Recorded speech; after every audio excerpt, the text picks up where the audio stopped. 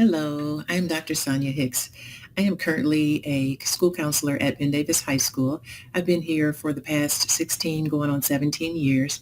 And prior to that, I was a math teacher in Wayne Township and in IPS. I'm currently married and I have two adult children. My daughter and her husband live in Chicago and my son lives in Los Angeles. Prior to becoming a teacher, I worked in the field of computer science. My undergraduate degree is from the University of Michigan in computer science. I followed that with teaching certification from IUPUI, which enabled me to teach math. After teaching for a while, I decided I wanted to become a school counselor, so I went to Butler University and earned my master's in school counseling. And most recently, I have earned a PhD from Indiana University in Indianapolis in urban education studies. I was inspired to become an educator by my mother, who was also an educator, along with many other Black women in my community. A forerunner to the educators I knew growing up was a woman named Dr. Anna Julia Cooper. She was born enslaved in Raleigh, North Carolina in 1858. She was a visionary, a Black feminist leader, an educator, an intellectual, and an activist.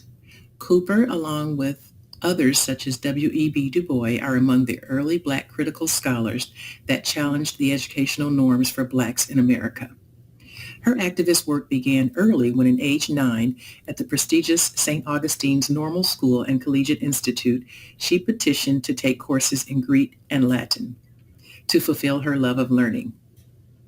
A top student, Cooper excelled equally in math, science, and literature courses and remained at the school as a teacher, teaching higher education in English, modern history, and courses in music. Cooper is also an early champion of the term intersectionality, which is a unique experience felt by Black women in America, indicating how Black women are simultaneously impacted by both racism and sexism, a fact that often goes unacknowledged. In her book, A Voice from the South by a Black Woman of the South, which was published in 1892, Cooper named Black women as the most important witness to the blood and tears shed by Blacks in the South, yet they have been rendered voiceless. She stressed Black women's unique standpoint as a vital contribution to the regeneration and the progress of the race. Following her book publication, Cooper continued as an author, an educator, and public speaker, delivering many speeches, including at the first Pan-African Conference in 1900, and she participated in debates about ideas relating to race, gender, education, and justice, with notable men such as Frederick Douglass, W.E.B. Du Bois, and Booker T. Washington. A champion of civil rights for all, Cooper also advocated for the poor and the working class citizens and combated all forms of oppression. She completed undergraduate work at Oberlin College, taught briefly there and at Wilberforce College, and in 1925, she earned a PhD at the age of 66 from the Sorbonne College in Paris and was one of the first of 4 Black women in the United States to earn a PhD.